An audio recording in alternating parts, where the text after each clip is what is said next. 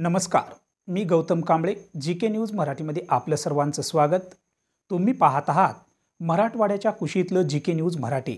आता घेऊ विविध क्षेत्रातील राजकीय, सामाजिक, आर्थिक, कृषी आणि क्रीडा व तसेच शैक्षणिक विषयी घडामोडींचा आढावा.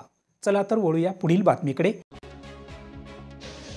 नांदेडहून बिदरला जाणाऱ्या राज्य महामार्गावरील हानेगाव ते कर्नाटक बॉर्डरपर्यंत जाणाऱ्या रस्त्यावर ठिकठिकाणी मोठमोठाले खड्डे पडल्यामुळे रस्त्याला तलावाचे स्वरूप प्राप्त झाले आहे. तेलंगणा, महाराष्ट्र, कर्नाटक या 3 राज्यांना जोडणारा हा मुख्य मार्ग रस्ता असून याच रस्त्यावरून बिदर येथील गुरु नानकजी यांचा नानक झीरा साहेब या प्रसिद्ध गुरुद्वाऱ्याला देशभरातून भाविकांची वर्दळ असते. मात्र रस्त्यावरील खड्ड्यामुळे भाविकांमध्ये, नागरिकांमध्ये नाराजीचा सूर दिसून येत आहे. रस्त्यावरील खड्ड्यामुळे अनेक दररोज लहान मोठे अपघातही होत आहेत.